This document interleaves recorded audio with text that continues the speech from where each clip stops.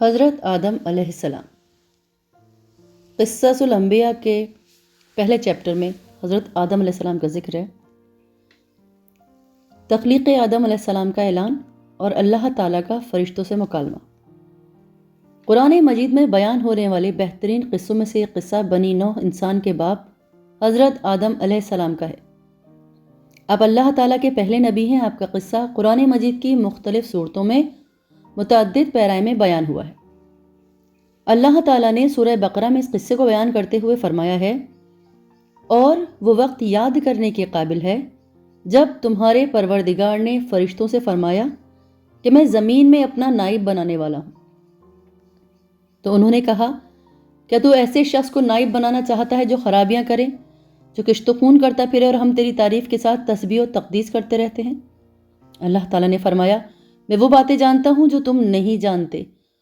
اور اللہ نے آدم کو سب چیزوں کے نام سکھائے، پھر ان کو فرشتوں کے سامنے پیش کیا اور فرمایا کہ اگر تم سچے ہو تو مجھے ان کے نام بتاؤ۔ انہوں نے کہا، پاک ہے جتنا علم تو نے ہمیں بخشا، اس کے سوا ہمیں کچھ معلوم نہیں، بے شک تو دانا اور حکمت والا ہے۔ تب اللہ تعالیٰ نے آدم علیہ السلام کو حکم دیا، آدم تم ان کو ان چیزوں کے نام بتاؤ۔ اور جب انہوں نے ان کے نام بتائے تو اللہ تعالیٰ نے فرشتوں سے فرمایا، کیوں؟ میں نے تم سے نہیں کہا تھا کہ میں آسمانوں اور زمینوں کی سب پوشیدہ باتیں جانتا ہوں، اور جو تم ظاہر کرتے ہو اور جو پوشیدہ کرتے ہو وہ سب مجھ کو معلوم ہے۔ اور جب ہم نے فرشتوں کو حکم دیا کہ آدم کے آگے سجدہ کرو تو وہ سب سجدے میں گر پڑے مگر شیطان نے انکار کیا، غرور میں آ کر کافر ہو گیا۔ اور ہم نے کہا کہ اے آدم، تم اور تمہاری بیوی جنت میں رہو، جہاں سے چاہو بے روک ٹوک کھاؤ، لیکن اس درخت کے پاس نہ جانا، نہیں تو ظالموں میں داخل ہو جاؤ گے۔ پھر شیطان نے دونوں کو وہاں سے پھسلا دیا اور جس عیش و نشاط میں تھے ان سے باہر نکلوا دیا۔ تب ہم نے حکم دیا کہ بہشت بری سے چلے جاؤ، تم ایک دوسرے کے دشمن ہو اور تمہارے لیے زمین میں اس وقت تک ٹھکانہ اور معاش مقرر کر دیا گیا ہے۔ پھر آدم علیہ السلام نے اپنے پروردگار سے کچھ کلمات سیکھے اور معافی مانگی۔ اللہ نے ان کا قصور معاف کر دیا، بے شک وہ معاف کرنے والا اور صاحب رحم ہے۔ ہم نے فرمایا کہ تم سب یہاں سے اتر جاؤ، جب تمہارے پاس میری ہدایت پہنچے تو اس کی پیروی کرنا۔ جنہوں نے میری ہدایت کی پیروی کی ان کو نہ کچھ خوف ہوگا نہ وہ غمناک ہوں گے، اور جنہوں نے اس کو قبول نہ کیا اور ہماری آیتوں کو جھٹلایا وہ دوزخ میں جانے والے ہیں اور ہمیشہ اسی میں رہیں گے۔ سورہ بقرہ کی آیت نمبر 302۔ ہم نے ان آیات کی مفصل وضاحت تفسیر میں کر دی ہے۔ اب ہم یہاں صرف ان آیات کا مختصر سا مفہوم بیان کرتے ہیں کہ پروردگار یہ کہتا ہے کہ میں زمین میں خلیفہ بنانے والا ہوں، یعنی اللہ نے آدم علیہ السلام اور ان کی اولاد کی تخلیق کا ارادہ ظاہر فرما دیا، جن کی ہر نسل پہلی نسل کی جگہ لے گی۔ جسے اللہ نے ایک اور مقام پہ فرمایا کہ اور وہی ہے جس نے تم کو زمین میں خلیفہ بنایا، اور فرمایا کہ وہ تمہیں زمین میں خلیفہ بناتا ہے، یعنی اللہ تعالیٰ نے فرشتوں کو آدم علیہ السلام اور ان کی اولاد کی تخلیق کی خبر دی، جس طرح کسی بھی عظیم کام کو وجود میں لانے سے پہلے خبر دی جاتی ہے۔ تو فرشتے آدم علیہ السلام کی تخلیق کے بارے میں مزید معلومات اور اس کی حکمت جاننے کے خواہش مند تھے۔ انہوں نے عرض کی، تو کیا اس میں ایسے شخص کو نائب بنانا چاہتا ہے جو خرابیاں کرے اور کشت و خون کرتا پھرے؟ تو اس سوال کا مقصد نہ تو اللہ پہ اعتراض کرنا تھا، نہ ہی بنی آدم کے مقام و مرتبے کا انکار مقصود تھا، اور نہ ہی انہیں انسانوں سے حسد تھا جیسے کہ بعض لوگوں کو غلط فہمی ہوتی ہے، بلکہ اس سوال کا مقصد محض اس کی حکمت معلوم کرنا تھا اور مزید معلومات لینا تھا۔ تو اللہ نے فرمایا، بہرحال فرشتوں کو معلوم تھا کہ یہ صورتحال پیش آنے والی ہے، کیونکہ انہوں نے آدم علیہ السلام سے پہلے زمین میں جو آباد ہونے والی مخلوقات تھی، مثلا جنات وغیرہ، ان کے حالات دیکھے تھے۔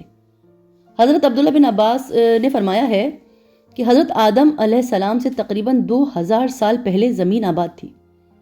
انہوں نے قتل و غارت کی تو اللہ نے فرشتوں کا لشکر بھیج دیا، جنہوں نے ان فسادی جنوں کو سمندروں کے دور دراز جزیروں کی طرف دھکیل دیا۔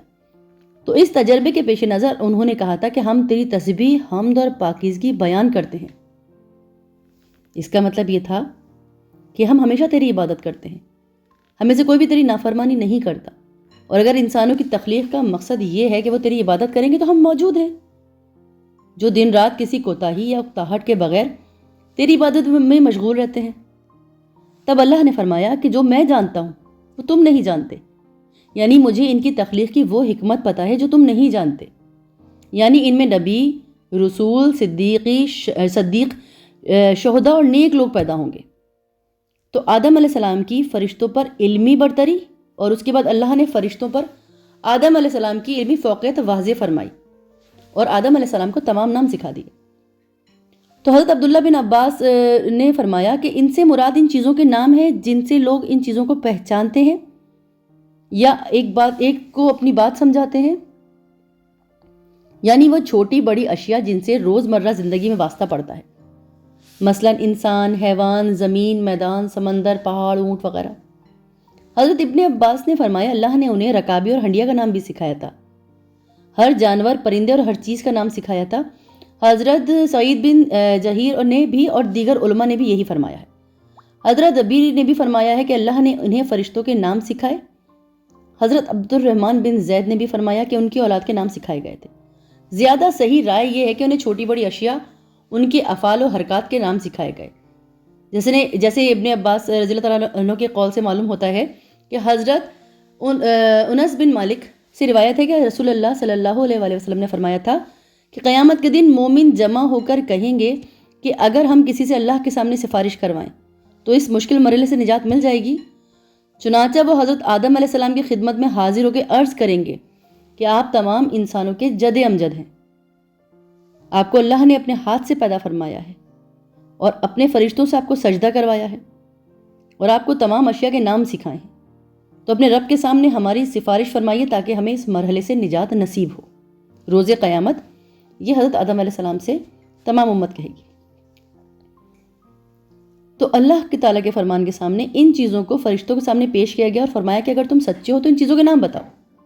اس کی تفسیر میں حضرت حسن بصری بیان کرتے ہیں کہ جب اللہ تعالیٰ نے حضرت آدم علیہ السلام کی تخلیق کا ارادہ فرمایا تو فرشتوں سے کہا کہ اللہ جو بھی مخلوق پیدا کرے گی وہ ہمارے پاس اس سے زیادہ علم ہوگا۔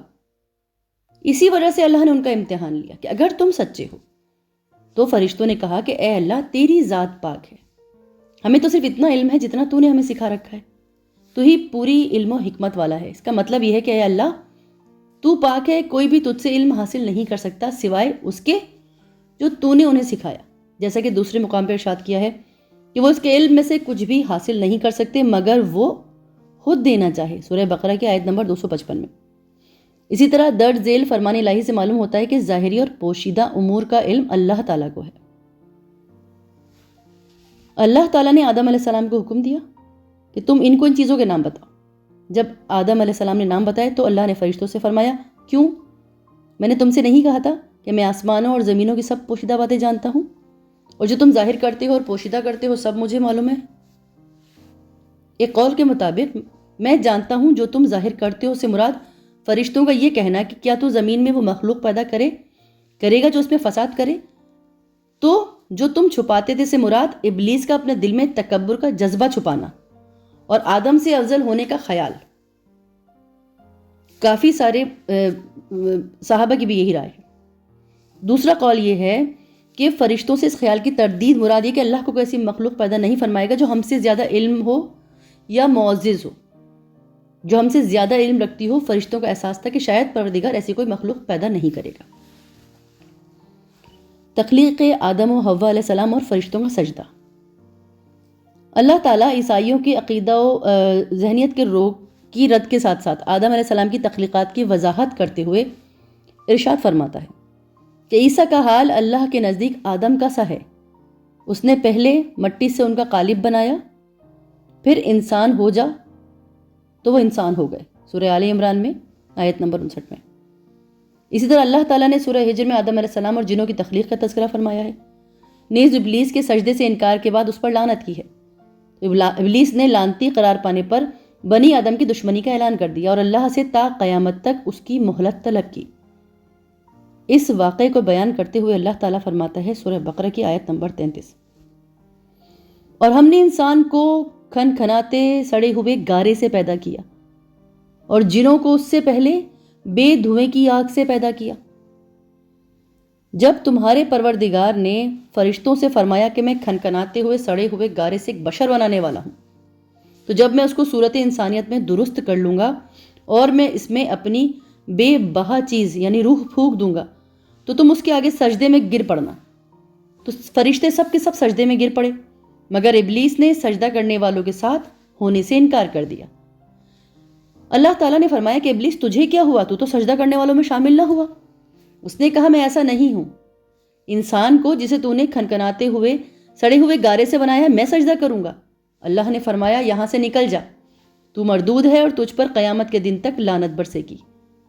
اس نے کہا پروردگار مجھے اس دن تک مہلت دے جب لوگ مرنے کے بعد زندہ کیے جائیں۔ فرمایا تجھے مہلت دی جاتی ہے وقت مقرر یعنی قیامت کے دن تک۔ اس نے کہا پروردگار جیسا تو نے مجھے رستے سے الگ کیا ہے میں بھی زمین میں لوگوں کے لیے گناہوں کو آرستہ کر دکھاؤں گا اور سب کو بہکاؤں گا، اور ہاں میں ان سے جو تیرے مخلص بندے ہیں ان پہ قابو پانا مشکل ہے۔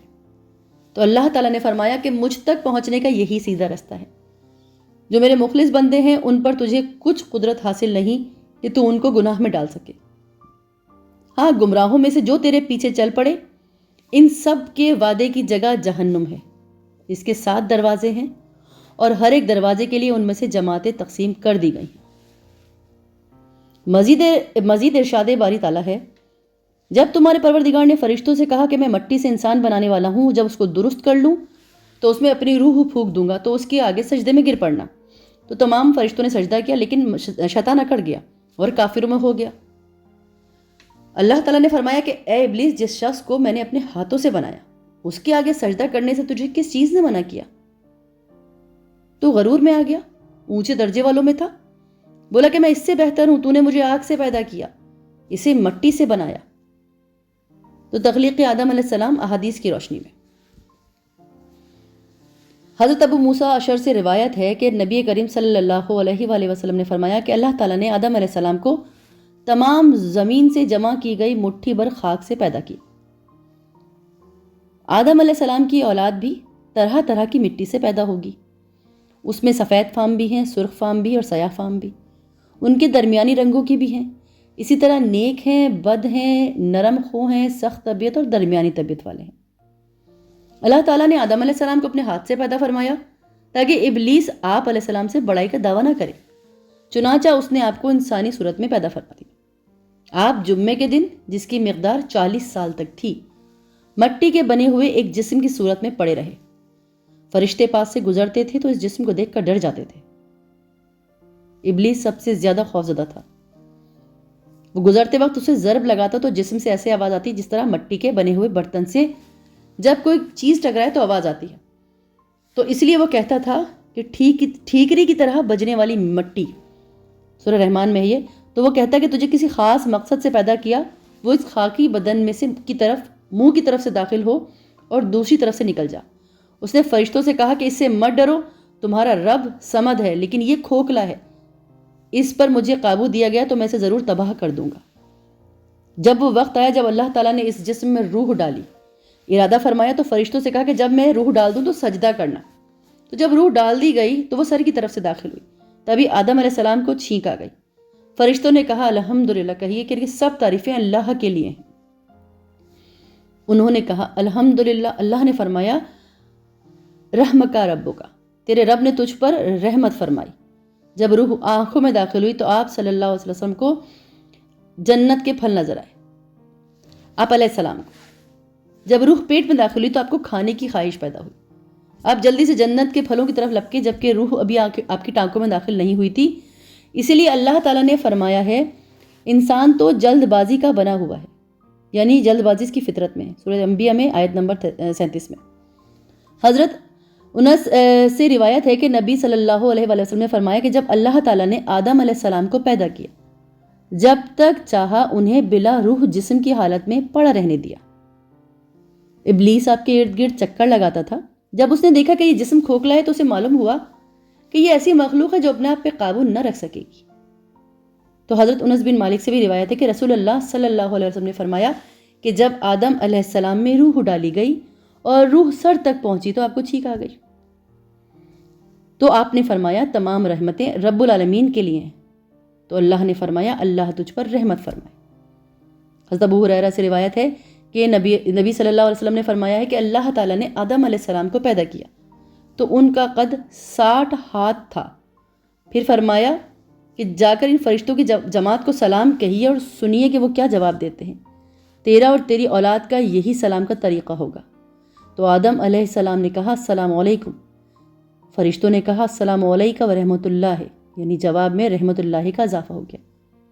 جنت میں جو بھی داخل ہوگا وہ حضرت آدم علیہ السلام کی صورت پر، یعنی کہ 60 ہاتھ کے قد کا ہوگا۔ اس کے بعد اب تک مخلوق کے قد کاٹ میں کمی ہوتی آئی۔ حضرت ابو ہریرہ سے مروی ہے کہ رسول اللہ صلی اللہ علیہ وآلہ وسلم نے فرمایا، بہترین دن جس میں سورج طلوع ہوتا ہے وہ جمعے کا دن ہے۔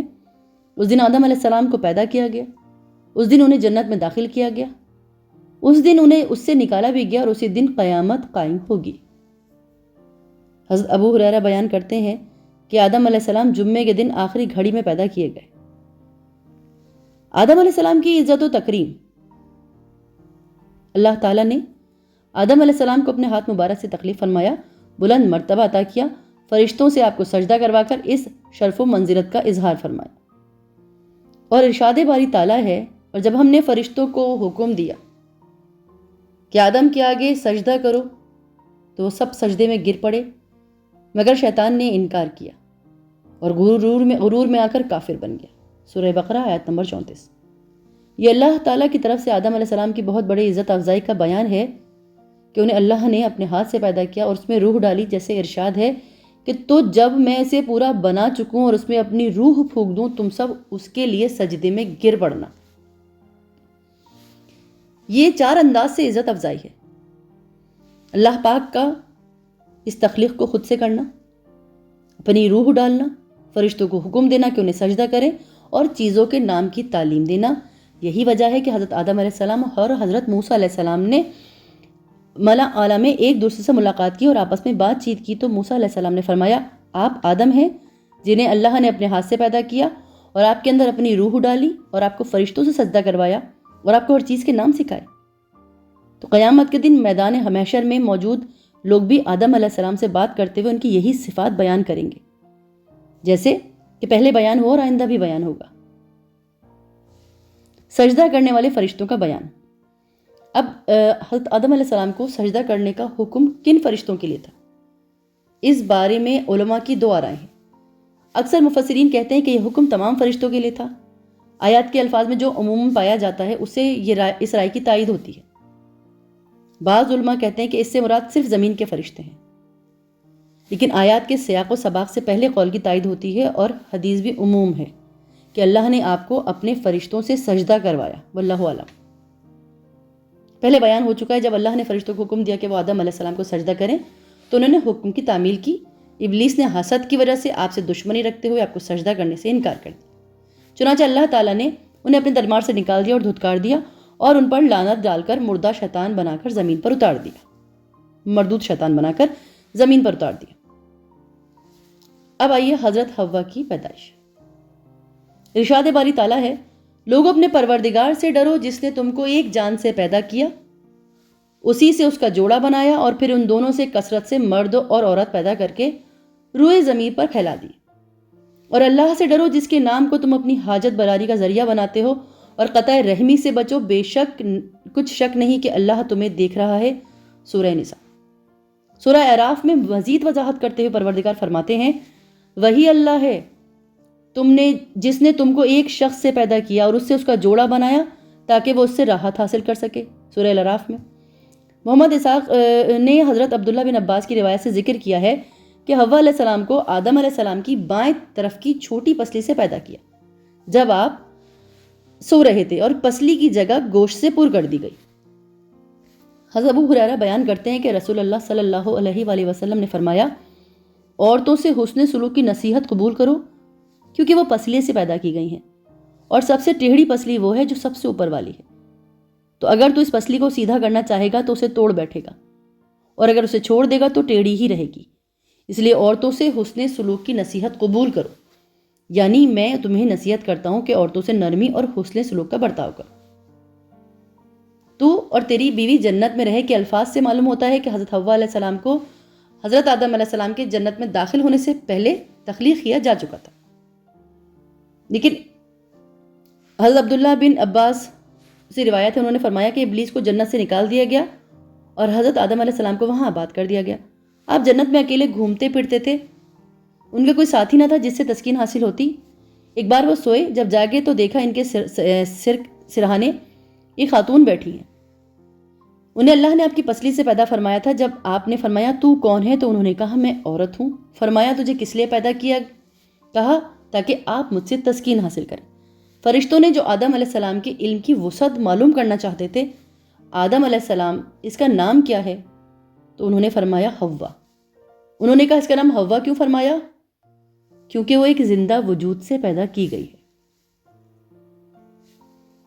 ابلیس کا تکبر اور اس کا انجام بد۔ اللہ تعالیٰ نے تمام فرشتوں کو آدم علیہ السلام کو سجدہ کرنے کا حکم دیا تو ابلیس نے تکبر میں آ کے سجدے سے انکار کیا، پھر اپنے اس عمل بد کی نہایت قبیح دلیل بھی پیش کی۔ اس پر اللہ تعالیٰ نے اسے ہمیشہ کے لیے لعنتی قرار دے دیا۔ ارشاد باری تعالیٰ ہے، اور ہم ہی نے تم کو ابتدا میں مٹی سے پیدا کیا، پھر تمہاری شکل و صورت بنائی، پھر فرشتوں کو حکم دیا کہ آدم کے آگے سجدہ کرو تو سب نے سجدہ کیا سوائے ابلیس کے، وہ سجدہ کرنے والوں میں شامل نہ ہوا۔ اللہ تعالیٰ نے فرمایا میں نے جب تجھ کو حکم دیا تو کس چیز نے تجھے سجدہ کرنے سے باز رکھا؟ اس نے کہا میں اس سے افضل ہوں، تو نے مجھے آگ سے پیدا کیا ہے، اسی مٹی سے بنایا ہے۔ سورہ الاعراف۔ امام حسن بصری کا ارشاد ہے کہ ابلیس نے قیاس کیا، اور سب سے پہلے اسی نے قیاس کیا۔ ابلیس نے قیاس کیا، سورج چاند کی پوجا بھی قیاس سے ہی شروع ہوئی تھی۔ اس کا مطلب اس نے اپنا اور آدم علیہ السلام کا موازنہ کرتے ہوئے جب اپنے پہ نظر ڈالی تو اسے اپنی ذات آدم علیہ السلام سے افضل معلوم ہوئی، اس لیے وہ انہیں سجدہ کرنے سے رک گیا، حالانکہ تمام فرشتوں کے ساتھ ساتھ اسے بھی سجدہ کرنے کا حکم تھا۔ بہرحال نفس کے مقابلے میں قیاس کا کوئی اعتبار نہیں ہوتا، یہ قیاس ویسے بھی غلط ہے، کیونکہ مٹی آگ سے زیادہ بہتر اور نفع بخش ہے۔ مٹی میں پختگی، بردباری، تحمل، بڑھنے پھولنے کی صفات ہیں، جبکہ آگ میں جذباتیت، ہلکا پن، جلد بازی اور جلانے کی خصوصیت ہے۔ حضرت آدم علیہ السلام کو یہ شرف بھی حاصل تھا کہ ان کو اللہ تعالیٰ نے اپنے ہاتھ سے پیدا فرما کر ان میں اپنی روح پھونکی تھی، اور اس لیے فرشتوں کو حکم دیا گیا تھا کہ انہیں سجدہ کریں۔ جیسے ارشاد ہے، اور جب تمہارے پروردگار نے فرشتوں سے فرمایا کہ میں کھنکھناتے سڑے ہوئے گارے سے ایک بشر بنانے والا ہوں، جب میں اس کو صورت انسانی میں درست کر لوں، اس میں اپنی بے بہا چیز یعنی روح پھونک دوں، تو اس کے آگے سجدے میں گر پڑنا۔ تو سب کے سب فرشتے سجدے میں گر پڑے مگر شیطان، تو نے اس کا سجدہ کرنے والوں کا ساتھ ہونے سے انکار کیا۔ اللہ نے فرمایا کہ ابلیس تجھے کیا ہوا، تو سجدہ کرنے والوں میں شامل نہ ہوا؟ اس نے کہا میں ایسا نہیں ہوں کہ انسان جسے تو نے کھنکھناتے سڑے ہوئے گارے سے بنایا ہے سجدہ کرو۔ اللہ نے فرمایا یہاں سے نکل جا، تو مردود ہے اور تجھ پر قیامت کے دن تک لعنت برسے گی۔ ابلیس اس لیے لعنت کا مستحق ہوا کہ اس کے طرز عمل میں آدم علیہ السلام کی تحقیر تھی، تضحیک تھی، اور خود پہ فخر کا اظہار تھا۔ حکم الہی کی مخالفت ہے، جبکہ آدم علیہ السلام کا نام لے کر سجدہ کرنے کا حکم دیا گیا تھا۔ جو اس نے عذر پیش کیا وہ بیکار، بلکہ عذر گناہ بدتر از گناہ کا آئینہ دار ہے۔ اللہ تعالیٰ نے سورہ بنی اسرائیل میں اس کا تذکرہ یوں فرمایا ہے، اور جب ہم نے فرشتوں سے کہا کہ آدم کو سجدہ کرو تو سب نے سجدہ کیا مگر ابلیس نے نہ کیا۔ کہنے لگے بھلا میں ایسے شخص کو سجدہ کروں جسے تو نے مٹی سے پیدا کیا؟ پھر ازراہ طنز کہنے لگا دیکھ تو یہی ہے وہ جسے تو نے مجھ پر فضیلت دی، اگر تو مجھ کو قیامت کے دن تک کی مہلت دے تو میں تھوڑے سے شخصوں کے سوا اس کی تمام اولاد کی جڑ کاٹتا رہوں گا۔ اللہ تعالیٰ نے فرمایا یہاں سے چلا جا، جو شخص ان میں سے تیری پیروی کرے گا تو تم سب کی سزا جہنم، اور وہ پوری سزا ہے۔ تو ان میں سے جس کو بہکا سکے اپنی آواز سے بہکاتا رہے، اور ان پر اپنے سواروں اور پیادوں کو چڑھا کر لاتا رہے، اور ان کی مال اور اولاد میں شریک ہوتا رہے، اور ان سے وعدے کرتا رہے، اور شیطان ان سے جو وعدے کرتا ہے وہ سب دھوکہ ہے۔ جو میرے مخلص بنتے ہیں ان پر تیرا کچھ زور نہیں، اور اے پیغمبر تمہارا پروردگار کافی کارساز ہے۔ بنی اسرائیل آیت نمبر 65۔ ابلیس کی انسانی دشمنی۔ اللہ تعالیٰ نے بنی نوع انسان کو ابلیس کی دشمنی پر متنبہ کیا اور اس کے انجام بد سے ڈرا دیا، جیسا کہ ارشاد باری تعالیٰ ہے، اور جب ہم نے فرشتوں کو حکم دیا کہ آدم کو سجدہ کرو تو سب نے کیا مگر ابلیس نے نہ کیا۔ وہ جنات میں سے تھا تو اپنے پروردگار کے حکم سے باہر ہوا، تو کیا تم اس کو اور اس کی اولاد کو میرے سوا دوست بناتے ہو؟ سورہ کہف آیت نمبر 50۔ یعنی وہ جان بوجھ کر اللہ کی اطاعت سے نکل گیا، اس نے تکبر کی بنا پر اللہ کے حکم کی تعمیل سے انکار کیا۔ یہ اس کی ناپاک فطرت تھی جس نے اسے دھوکا کیا، کیونکہ وہ آگ سے پیدا کیا گیا تھا۔ حضرت عائشہ رضی اللہ تعالیٰ عنہ سے روایت ہے کہ رسول اللہ صلی اللہ علیہ وآلہ وسلم نے فرمایا، فرشتے نور سے پیدا کیے گئے ہیں، جن آگ کے شعلوں سے پیدا کیے گئے ہیں، اور آدم علیہ السلام اس چیز مٹی سے پیدا کیے گئے ہیں جو تمہیں بتا دی گئی ہے۔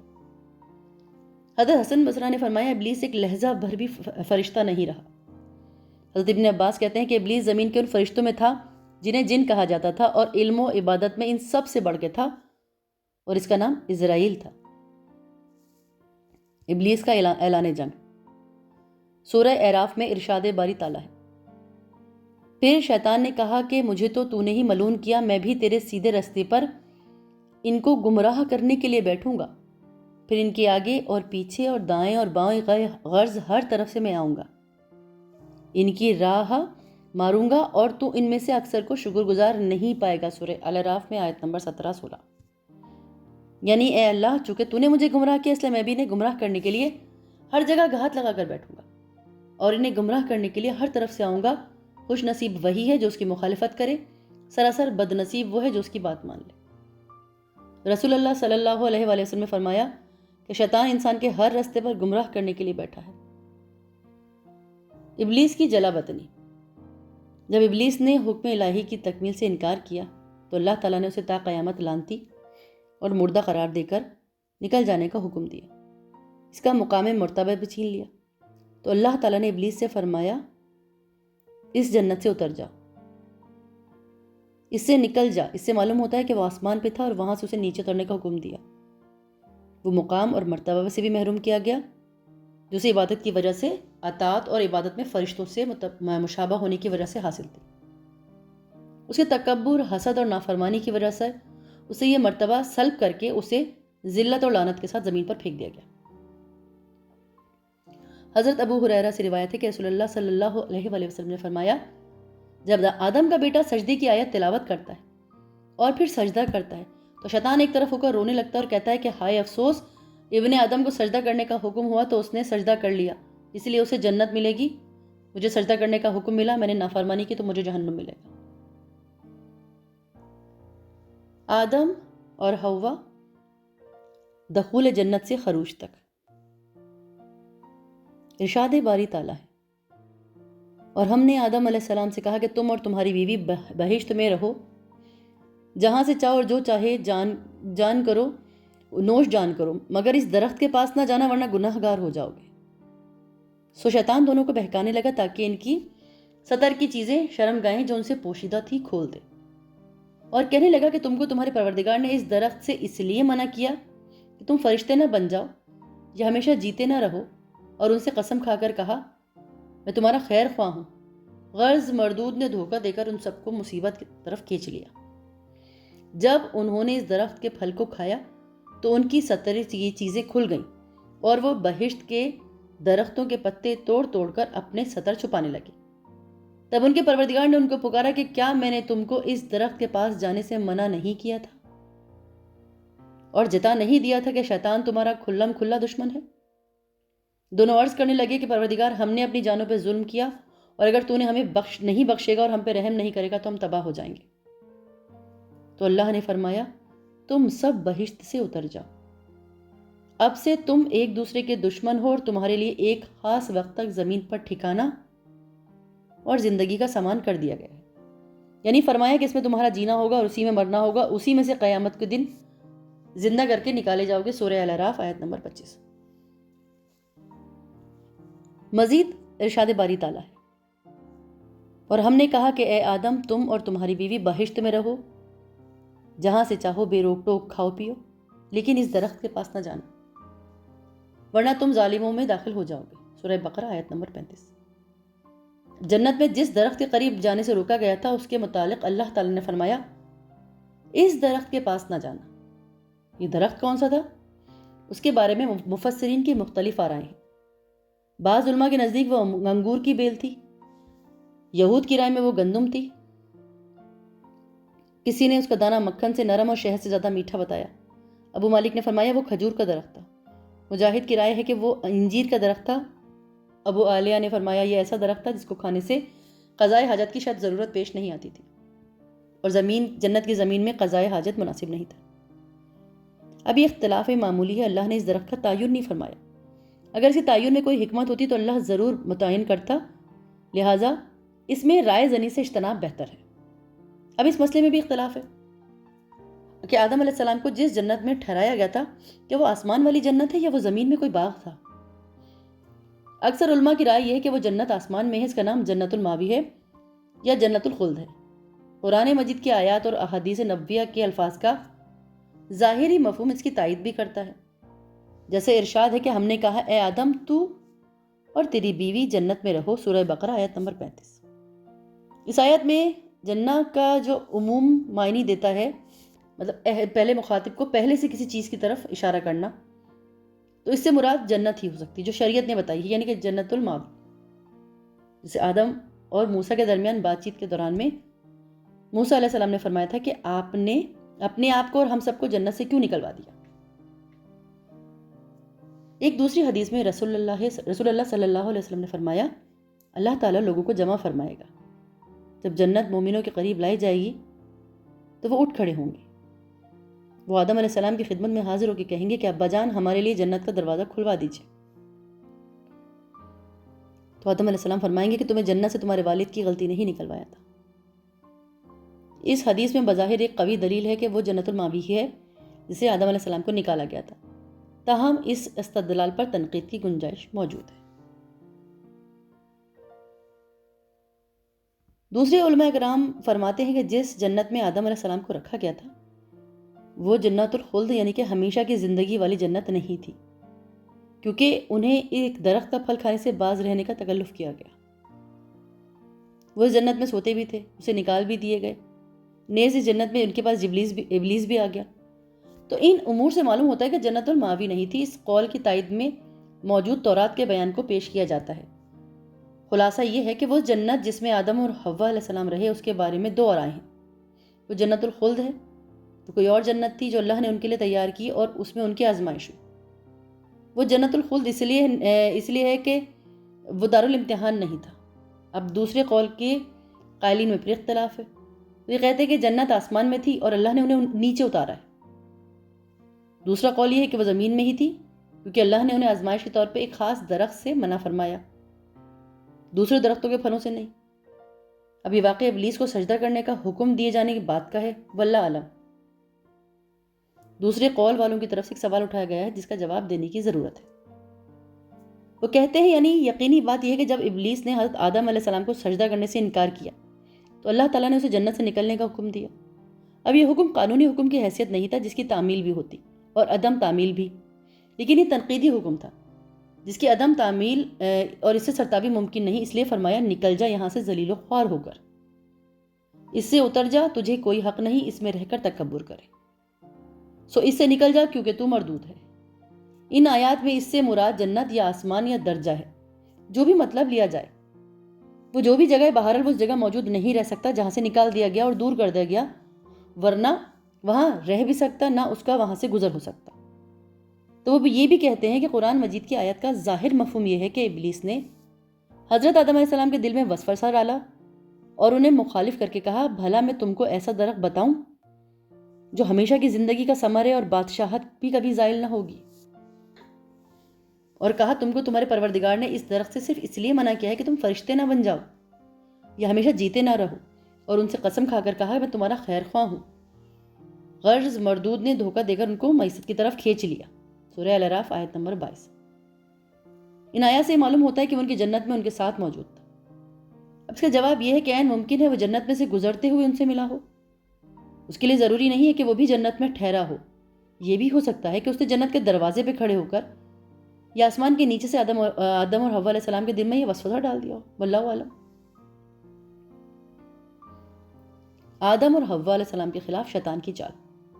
شیطان نے حضرت آدم علیہ السلام سے دشمنی کا عملی مظاہرہ کرتے ہوئے انہیں جنت سے نکلوا دیا، نہایت مکر سے انہیں گمراہ کیا، اپنے رب کی نافرمانی پہ آمادہ کیا، جس کی سزا میں آدم علیہ السلام کو جنت اور اس کی نعمتوں سے محروم اور دکھوں کی جگہ زمین میں آباد کر دیا۔ اللہ نے فرمایا اور شیطان نے انہیں اس سے بہکا دیا یعنی جنت سے، اور پھر انہیں اس سے نکال دیا جس میں وہ تھے۔ سورہ بقرہ آیت نمبر 36۔ یعنی نعمت، راحت اور سرور سے نکال کر محنت، مشقت اور مصیبت والی دنیا میں پہنچایا۔ وہ اس طرح کہ اس نے ان کے دلوں میں وسوسہ ڈالا، ان کے اچھا ہونے کا احساس دلایا جیسے اللہ کا حکم ہے۔ تو شیطان دونوں کو بہکانے لگا تاکہ ان کی صدر کی چیزیں جو ان سے پوشیدہ تھی کھول دے، اور کہنے لگا کہ تم کو تمہارے پروردگار نے اس درخت سے صرف اس لیے منع کیا کہ تم فرشتے نہ بن جاؤ یا ہمیشہ جیتے نہ رہو۔ یعنی اس نے اللہ تعالیٰ نے تمہیں صرف اس لیے منع کیا کہ تم فرشتے نہ بنو، یعنی کچھ کھا لو گے تو ایسے بن جاؤ گے تم جیسے فرشتے ہو یا ہمیشہ کے لیے رہ جاؤ گے۔ یقین دلانے کے لیے قسمیں بھی کھائیں، جسے اللہ کہتا ہے کہ اس نے انہیں قسمیں کھا کر کہا کہ میں تمہارا خیر خواہ ہوں۔ تو شیطان نے ان کے دل میں وسوسہ ڈالا۔ ایک اور آیت میں ارشاد ہے کہ آدم بھلا میں تم کو ایسا درخت بتاؤں جو ہمیشہ کی زندگی کا ثمر دے اور اس کی بادشاہت بھی ضائع نہ ہو۔ سورہ طٰہٰ کے اندر آیت نمبر 120۔ یہ جو اس نے کہا میں آپ کو ایسا درخت بتاؤں جس کے کھانے میں آپ ان موجودہ نعمتوں میں سے ہمیشہ کے مستحق ہو جائیں گے، اور آپ کو ایسی حکومت حاصل ہوگی جو کبھی تباہ نہ ہوگی نہ ختم ہوگی۔ یہ بات محض دھوکے پہ، فریب پہ، جھوٹ پہ مبنی تھی۔ ممکن ہے یہ وہی درخت ہو جس کا ذکر حضرت ابو ہریرہ کی اس حدیث میں ہے۔ رسول اللہ صلی اللہ علیہ وآلہ وسلم نے فرمایا، جنت میں ایک درخت ہے جس کے سائے میں ایک سوار 100 سال تک بھی چلتا رہے تو طے نہ کر سکے۔ فرمان الہی ہے، پس مردود نے دھوکہ دے کر ان کو معیشت کی طرف کھینچ لیا۔ جب انہوں نے اس درخت کے پھل کو کھایا تو ان کے سطر کی چیزیں کھل گئیں، اور وہ بہشت کے درختوں کے پتے توڑ توڑ کر اپنے اوپر سطر چھپانے لگے۔ اسی بابت مزید فرمایا، سو دونوں نے اس درخت کا پھل کھا لیا تو ان کی شرم گاہیں ظاہر ہوئیں، وہ اپنے بدنوں پہ بہشت کے پتے چپکانے لگے۔ اس ممنوع درخت کا پھل آدم علیہ السلام سے پہلے حوا علیہ السلام نے کھایا اور انہیں بھی کھانے کی ترغیب دی، واللہ عالم۔ ممکن ہے صحیح بخاری کی اس حدیث میں اسی طرف اشارہ ہو۔ نبی صلی اللہ علیہ وسلم نے فرمایا ہے کہ اگر بنی اسرائیل نہ ہوتے تو گوشت کبھی خراب نہ ہوتا، اور اگر حوا نہ ہوتی تو کوئی عورت اپنے خاوند کی خیانت نہ کرتی۔ اہل کتاب کے پاس تورات میں ہے کہ جس نے حضرت حوا علیہ السلام کو درخت کا پھل کھانے کی ترغیب دی وہ سانپ تھا۔ وہ بہت خوبصورت اور بہت بڑا تھا۔ حوا علیہ السلام نے سانپ کے کہنے پہ پھل کھا لیا اور آدم علیہ السلام کو بھی کھلا دیا۔ اس پہ شیطان کا ذکر نہیں ہے۔ اس وقت ان کی آنکھیں کھل گئیں اور انہیں معلوم ہوا کہ وہ ننگے ہیں، چنانچہ انہوں نے انجیر کے پتے جوڑ کر تہبند بنا لیا۔ اب اس میں بیان یہ کہ دونوں بے لباس تھے۔ اب ایسا ہی فرمان ہے کہ ان کا لباس نور کا تھا جس نے پردے کے اعضاء کو چھپایا ہوا تھا۔ تو تورات میں ذکر یہ بات غلط ہے جس میں تحریف ہوئی ہے اور ترجمہ کرنے میں بھی غلطی ہوئی۔ کسی کلام کو ایک زبان سے دوسری زبان میں جب منتقل کرنا ہر ایک کے لیے ممکن نہیں، خصوصاً جو شخص دوسری زبان سے اچھی طرح واقف نہ ہو اور اپنی زبان میں لکھی کتاب کو بھی مکمل نہ سمجھتا ہو۔ اسی وجہ سے تورات کے ترجمے میں بہت سی لفظی اور معنوی غلطیاں ہوئی ہیں۔ قرآن عظیم نے واضح کیا کہ ان کے جسم پہ لباس موجود تھا۔ ارشاد رب بھی ہے، اور ان سے ان کے کپڑے اتروا دیے تاکہ ان کے سطر ان کو کھول کر دکھا دے، اس لیے یہی بات صحیح ہے۔ حضرت ابن عباس یہ کہتے ہیں کہ وہ بہشت کے پتے توڑ توڑ کر اپنے اوپر چپکانے اور سطر چھپانے لگے، یعنی انجیر کے پتوں سے۔ اب یہ معنی اہل کتاب سے ماخوذ ہے، یہ آیت قرآنی میں تخصیص نہیں ہے۔ حضرت آدم کا جنت سے اخراج، ارشاد ربی ہے، اور ہم نے پہلے آدم سے عہد لیا مگر وہ اسے بھول گئے۔ ہم نے ان میں صبر و ثبات نہ دیکھا۔ جب ہم نے فرشتوں سے کہا کہ آدم کے آگے سجدہ کرو تو سب سجدے میں گر پڑے مگر ابلیس نے انکار کر دیا۔ ہم نے فرمایا کہ آدم یہ تمہارا اور تمہاری بیوی کا دشمن ہے، تو کہیں یہ تم دونوں کو بہشت سے نہ نکلوا دے تو پھر تم تکلیف میں پڑ جاؤ گے۔ یہاں تم کو آسائش ہوگی، نہ بھوکے رہو گے، نہ ننگے رہو گے، نہ پیاسے، نہ دھوپ کھاؤ گے۔ تو شیطان نے ان کے دل میں وسوسہ ڈالا اور کہا کہ آدم بھلا میں تم کو ایسا درخت بتاؤں جو ہمیشہ کی زندگی کا ثمر دے دے اور اپنی بادشاہت بھی کبھی زائل نہ ہونے دے۔ سو دونوں نے اس درخت کا پھل کھایا تو ان کی شرم گاہیں ظاہر ہوئیں اور وہ اپنے بدنوں پہ بہشت کے پتے چپکانے لگے۔ اور آدم نے اپنے پروردگار کے حکم خلاف کیا تو وہ اپنے مطلوب سے بے راہ ہو گئے، اور پھر ان کے پروردگار نے ان کو نوازا تو ان پہ مہربانی سے توجہ فرمائی اور سیدھی راہ دکھائی۔ فرمایا تم دونوں یہاں سے اکٹھے نیچے اتر جاؤ، تم میں سے بعض کے دشمن ہوں گے، پھر اگر میری طرف سے تمہارے پاس ہدایت آئے تو جو شخص میری ہدایت کی پیروی کرے گا نہ گمراہ ہوگا، نہ تکلیف میں پڑے گا، جو میری نصیحت سے منہ پھیرے گا اس کی زندگی تنگ ہو جائے گی، اور قیامت کے دن ہم اسے اندھا کر کے اٹھائیں گے۔ وہ کہے گا کہ میرے پروردگار تو نے مجھے اندھا کر کے کیوں اٹھایا؟ تو میں تو دیکھتا بھرا تھا۔ اللہ نے فرمایا ایسا ہی چاہیے تھا، تیرے پاس آیتیں آئیں اور تو نے ان کو بھلا دیا، آج اسی طرح تجھے بھلا دیا جائے گا۔ سورہ طٰہٰ آیت نمبر 126۔ دوسرے مقام پر یوں فرمایا، تم سب بہشت سے اتر جاؤ، اب تم ایک دوسرے کے دشمن ہو، تمہارے لیے خاص وقت تک زمین پر ٹھکانہ زندگی کا سامان کر دیا گیا ہے۔ سورہ اعراف آیت نمبر 24۔ یہ ارشاد آدم اور حوا علیہ السلام اور ابلیس کو مخاطب کر کے فرمایا گیا۔ ایک قول کے مطابق سانپ بھی اس میں شامل تھا، انہیں حکم دیا گیا کہ جنت سے نکل جائیں جبکہ وہ ایک دوسرے کے دشمن اور مخالف رہیں گے۔ اب اس واقعے میں سانپ کے ذکر کی تائید میں حدیث پیش کی جا سکتی ہے، جب رسول اللہ صلی اللہ علیہ وسلم نے فرمایا کہ جب سے ان سے ہماری دشمنی شروع ہوئی سانپوں سے، ہم نے ان سے کبھی صلح نہیں کی، اور جس نے ڈر کی وجہ سے کوئی سانپ چھوڑ دیا وہ ہم میں سے نہیں ہے۔ سورہ طٰہٰ میں انہی کی بابت فرمایا کہ تم دونوں یہاں سے اکٹھے نیچے اتر جاؤ، تم میں سے بعض کے دشمن ہوں گے۔ دونوں سے مراد آدم علیہ السلام اور ابلیس ہے۔ حوا علیہ السلام آدم علیہ السلام کے تابع ہو کر اور سانپ شیطان کے تابع ہو کر اس حکم کے مخاطب ہیں۔ علماء اکرام کا اس مسئلے میں بھی اختلاف ہے کہ آدم علیہ السلام جنت میں کتنا عرصہ رہے۔ ابو ہریرہ فرماتے ہیں کہ نبی کریم صلی اللہ علیہ وآلہ وسلم نے فرمایا، آدم علیہ السلام کو جمعے کے دن پیدا کیا، اسی دن انہیں جنت میں داخل کیا گیا اور اسی دن انہیں نکالا گیا۔ اب مذکورہ والا حدیث کا یہ مطلب لیا جائے جس دن ان کو پیدا کیا گیا اسی دن انہیں نکالا گیا، مطلب یہ سمجھا جائے کہ جنت کے ایک دن سے مراد موجودہ دنوں جیسی مدت، تو نتیجہ یہ ہوگا کہ وہ دنیا کے دن جیسے ایک دن کا کچھ حصہ ٹھہرے۔ لیکن یہ رائے محل نظر ہے۔ اگر یہ کہا جائے کہ ان کی تخلیق اور دن ہوئی اسی دن جنت سے نکالے گئے، یا یہ کہ دن سے مراد 6000 سال کی مدت ہے، جیسے ابن عباس سے مروی ہے اور ابن ہریرہ نے اس کو ترجیح دی ہے، تو اس کا نتیجہ یہ ہوا کہ جنت میں وہ طویل عرصہ ٹھہرے تھے۔ حضرت ابن عباس سے مروی ہے کہ آدم علیہ السلام کو مکہ مکرمہ اور طائف کے درمیان وہنہ نامی مقام پہ اتارا گیا۔ حضرت حسن بصری فرماتے ہیں کہ آدم علیہ السلام کو ہند میں اتارا گیا اور حوا علیہ السلام کو جدہ میں، ابلیس کو بصرہ سے چند میل دور اتارا گیا اور سانپ کو اصفہان میں اتارا گیا، جبکہ حضرت ابن عمر فرماتے ہیں کہ آدم علیہ السلام کو صفا کی پہاڑی اور حوا کو مروہ کی پہاڑی پر اتارا گیا۔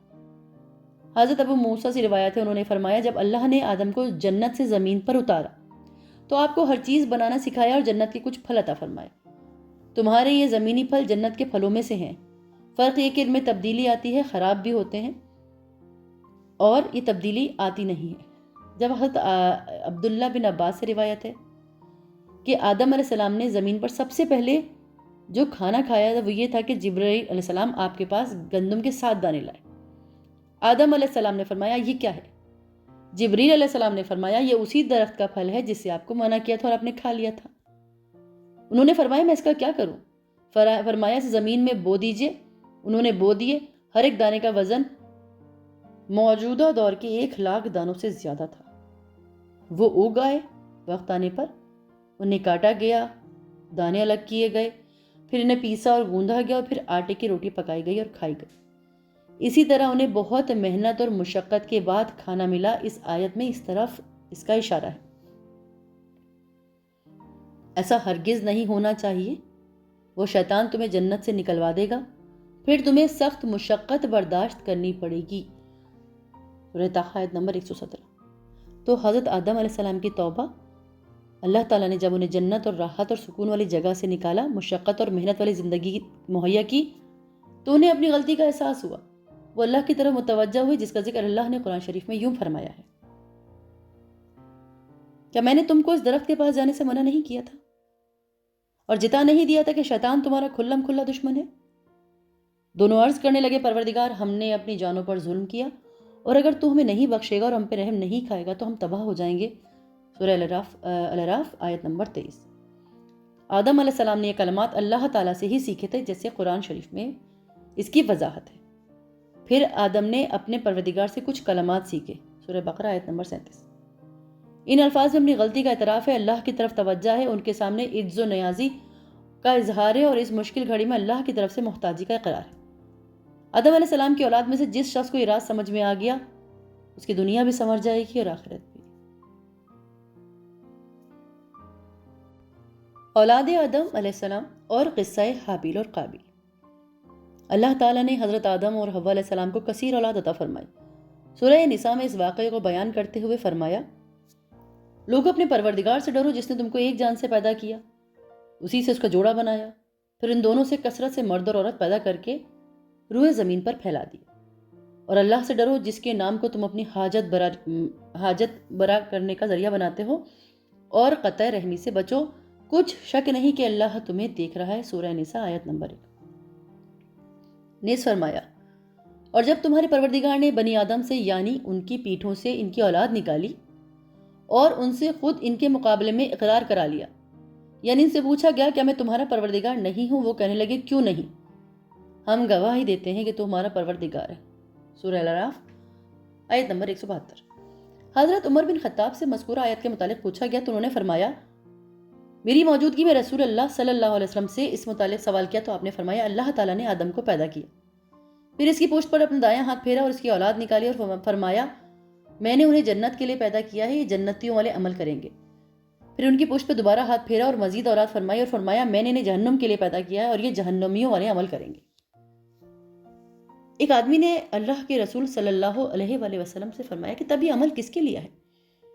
اللہ کے رسول نے فرمایا کہ جب اللہ تعالیٰ کسی بندے کو جنت کے لیے پیدا کرتا ہے تو اسے جنتیوں والے عمل کی توفیق دیتا ہے اور وہ شخص ان کی وجہ سے جنت میں داخل ہوتا ہے، اور اللہ تعالیٰ جب کسی بندے کو جہنم کے لیے پیدا کرتا ہے تو اسے جہنمیوں والے عمل میں مشغول کرتا ہے اور وہ شخص اس کی وجہ سے جہنم میں داخل ہوتا ہے۔ اب جمہور علماء یہ رائے رکھتے ہیں کہ آدم علیہ السلام کی اولاد سے وعدہ لیا گیا تھا۔ انہوں نے اس حدیث سے استدلال کیا ہے جو حضرت انس بن مالک سے مروی ہے کہ نبی صلی اللہ علیہ وآلہ وسلم نے فرمایا، قیامت کے دن ایک جہنمی سے کہا جائے گا کہ اگر تیرے پاس پوری دنیا کا مال و دولت ہو تو کیا فدیے کے طور پہ وہ سب دے دے گا؟ وہ کہے گا ہاں۔ اللہ تعالیٰ فرمائے گا کہ میں تجھ سے اس سے آسان چیز کا مطالبہ کیا تھا، جب تو آدم کی پشت میں تھا اس وقت میں نے تجھ سے ایک وعدہ لیا، تو میرے ساتھ شرک نہیں کرے گا، لیکن تو نے پھر بھی شرک کرنے پر ہی اصرار کیا۔ مذکورہ بالا آیات کی تفسیر کرتے ہوئے حضرت ابی بن کعب نے فرمایا، اللہ نے اس دن ان سب کو جمع کیا جو آدم علیہ السلام کی پشت سے قیامت تک پیدا ہونے والے تھے، ان کو پیدا کر کے اور ان کی صورتیں بنا کر انہیں بولنے کی طاقت دی۔ وہ بولنے لگے تو ان سے عہد و پیمان لیا اور انہیں خود پر گواہ ٹھہرایا۔ فرمایا، کیا میں تمہارا رب نہیں؟ انہوں نے کہا، ضرور ہے۔ اللہ نے فرمایا، میں تم پہ 7 آسمان اور 7 زمین کو گواہ بناتا ہوں اور تم پر تمہارے باپ آدم کو گواہ بناتا ہوں۔ قیامت کے دن یہ نہ کہنا ہمیں اس کا علم نہ تھا۔ یاد رکھو، میرے سوا کوئی معبود نہیں اور میرے سوا کوئی مالک نہیں، میرے ساتھ شرک نہ کرنا۔ میں تمہارے پاس رسول بھیجوں گا جو تمہیں میرا عہد و پیمان یاد دلا کر تمہیں اس کی خلاف ورزی کی سزا سے ڈرائے گا۔ میں تم پر اپنی کتاب نازل کروں گا۔ انہوں نے کہا، ہم گواہی دیتے ہیں تو ہمارا رب ہے، ہمارا معبود ہے، تیرے سوا ہمارا کوئی رب یا معبود نہیں۔ چنانچہ اس دن انہوں نے تعمیل احکام کا اقرار کیا۔ اللہ نے ان کے باپ آدم علیہ السلام کو بلند کیا۔ اس نے ان سب کو دیکھا تو ان میں سے امیر، غریب، خوبصورت، بدصورت سب افراد نظر آئے۔ انہوں نے عرض کیا، یا رب، کاش تو ان سب کو برابر کر دیتا۔ تو اللہ نے فرمایا ہے، میں چاہتا ہوں کہ میرا شکر ادا کیا جائے۔ آدم علیہ السلام کو میں پیغمبر بھی نظر آئے جو چراغ روشن کی طرح منور تھے۔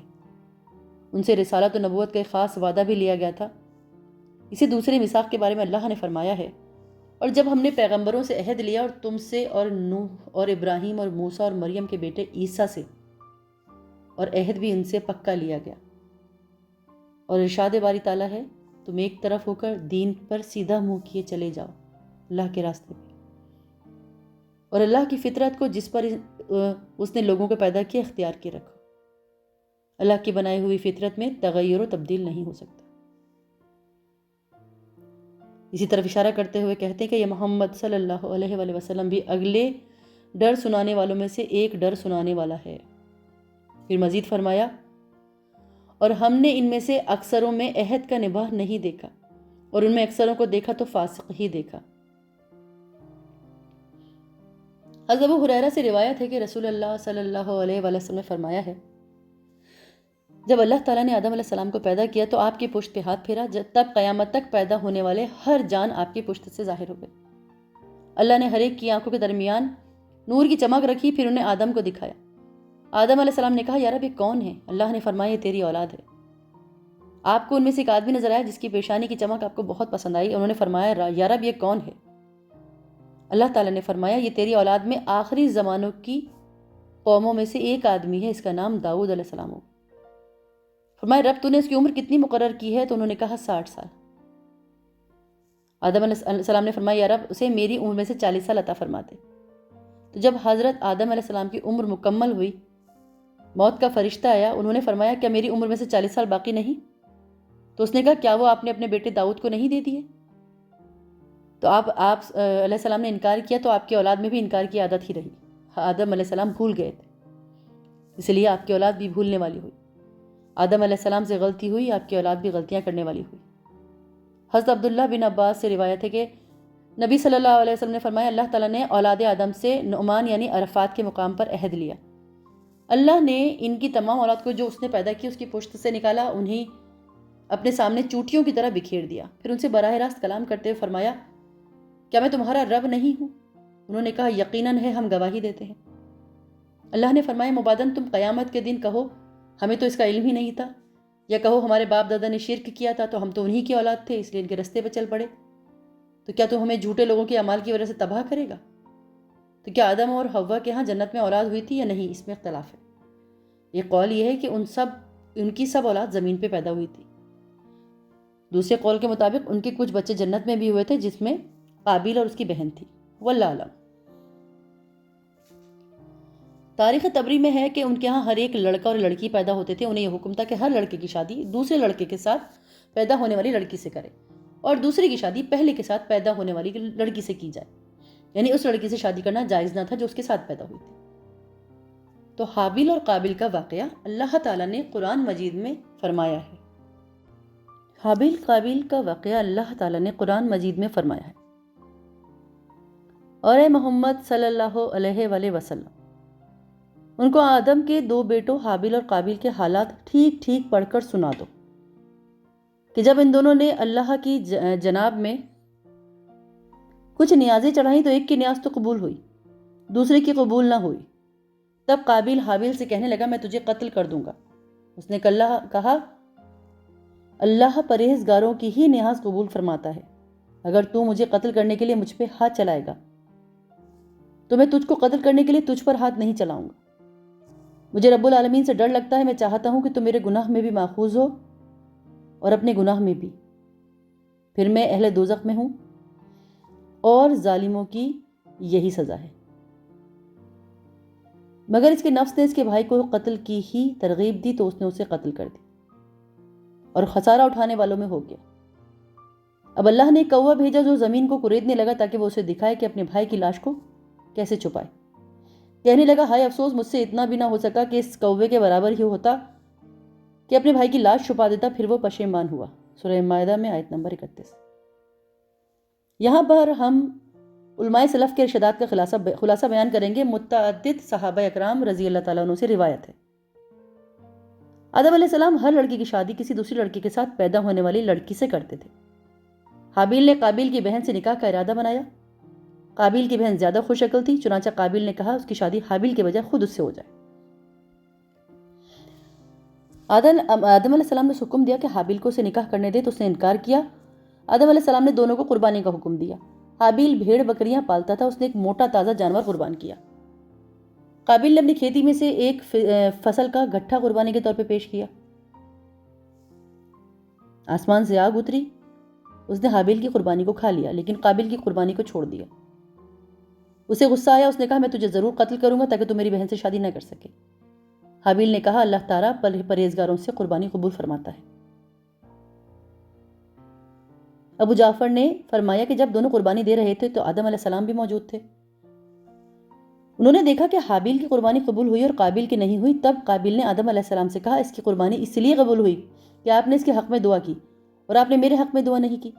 اس کے بعد اس نے تنہائی میں حابیل کو دھمکی دی۔ ایک رات حابیل کو جانور چراتے ہوئے واپس آنے میں دیر ہوئی تو آدم علیہ السلام نے اس کے بھائی قابیل کو بھیجا، معلوم کرے سے دیر کیوں ہوئی۔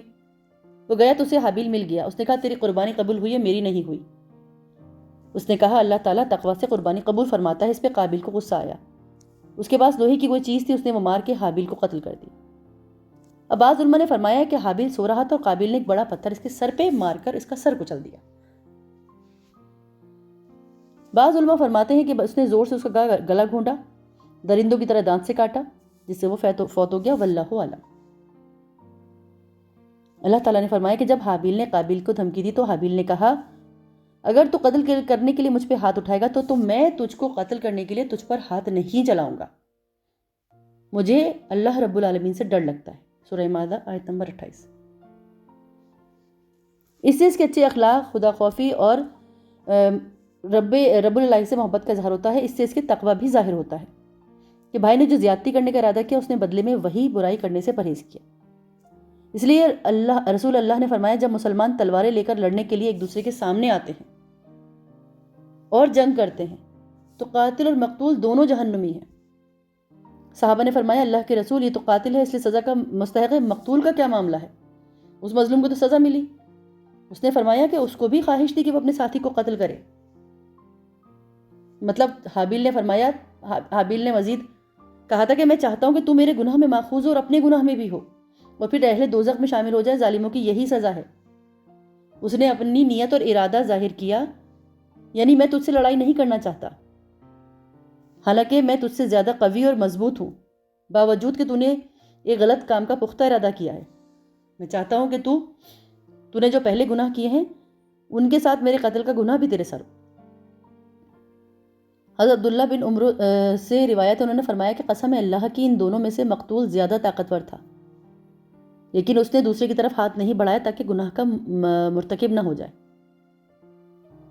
اس کا مطلب نہیں کہ قتل کرنے سے مقتول کے گناہ سارے جو ہے وہ منتقل ہو گئے، جیسے لوگوں نے اس بات کو غلط فہمی سے سمجھا ہے کہ مقتول کے جتنے گناہ ہیں وہ ختم ہو جاتے ہیں۔ لیکن قیامت کے دن بعض افراد کے ساتھ یہ صورتحال پیش آ سکتی ہے کہ قاتل کی ساری نیکیاں دے کر مقتول کا پورا حق ادا نہ ہو، اس لیے مقتول کے اتنے گناہ قاتل کی طرف منتقل ہو جائیں جس سے حساب برابر ہو جائے، جیسے کہ دوسرے مظالم کے بارے میں صحیح حدیث میں ہے، اور قتل بڑے مظالم میں شامل ہے، واللہ اعلم۔ حضرت عثمان رضی اللہ تعالیٰ عنہ کے خلاف بغاوت کی گئی تو اس فتنے کے ایام میں حضرت سعد بن ابی وقاص نے فرمایا تھا میں گواہی دیتا ہوں کہ رسول اللہ صلی اللہ علیہ وآلہ وسلم نے فرمایا ایک فتنہ برپا ہوگا، اس کے دوران میں بیٹھنے والا کھڑے ہونے والے سے بہتر ہوگا، کھڑے ہونے والا چلنے والے سے بہتر ہوگا، چلنے والا دوڑنے والے سے بہتر ہوگا۔ تو حضرت سعد نے فرمایا اللہ کے رسول یہ فرمائیے اگر کوئی مجھے قتل کرنے کے لیے میرے گھر میں گھس جائے تو میں کیا کروں؟ نبی کریم صلی اللہ علیہ وآلہ وسلم نے فرمایا آدم کے بیٹے حابیل کی طرح بن جانا۔ یہی حدیث حضرت حذیفہ بن یمان سے بھی مروی ہے، اس میں الفاظ یہ ہیں کہ آدم کے بہترین بیٹے کی طرح بن جانا۔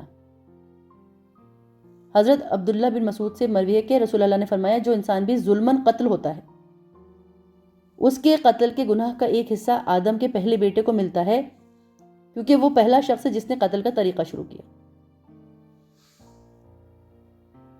قابیل کو سزا۔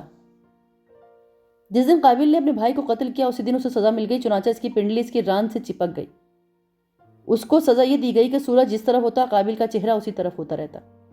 اس طرح اسے دوسروں کے لیے عبرت بنا دیا گیا اور جلدی سزا مل گئی کیونکہ اس نے گناہ کا ارتکاب کیا تھا، سرکشی کی تھی اور اپنے سگے بھائی سے حسد کیا تھا۔ ایک حدیث میں آیا کہ رسول اللہ صلی اللہ علیہ وسلم نے فرمایا کہ ظلم اور قطع رحمی سے بڑھ کر کوئی گناہ نہیں، اس لائق نہیں کہ اللہ اس کی سزا دنیا میں بھی دے اور آخرت کا عذاب بھی اس کے مرتب کے لیے محفوظ رکھے۔ اہل کتاب کے پاس جو کتاب ہے جسے وہ تورات قرار دیتے ہیں اس میں لکھا ہے کہ اللہ عز و جل نے اس کی سزا مؤخر کر کے مہلت دی اور عدن کے مشرق میں نود کے علاقے میں جا بسا، وہ اسے قنین بھی کہتے ہیں۔ اس کا ایک بیٹا خنوخ ہوا اور خنوخ سے اندر اور اندر سے مہاویل اور مہاویل سے متوشیل اور متوشیل سے لامک پیدا ہوا۔ اس نے دو عورتوں سے شادی کی، ایک کا نام ادرن اور دوسرے کا نام سلن رکھا تھا۔ ادن کے ہاں ایک بیٹا ابل پیدا ہوا، سب سے پہلے اس نے خیموں میں رہائش اختیار کی اور مال جمع کیا۔ اس کے ہاں نوبل بھی پیدا ہوا، اس نے سب سے پہلے بین اور بانسری بجائی تھی۔ سلن کے ہاں ایک بیٹا پیدا ہوا تو اس کا نام توبلقین تھا، تو سب سے پہلے اس نے تانبے اور لوہے کی چیزیں بنائی تھی، اور اس کے ہاں ایک بیٹی ہوئی جس کا نام نعنا تھا۔ اس میں یہ بھی مذکور ہے کہ آدم علیہ السلام اپنی زوجہ محترمہ کے پاس گئے تو ان کے ہاں بیٹا پیدا ہوا۔ حوا علیہ السلام نے اس کا نام شیش رکھا۔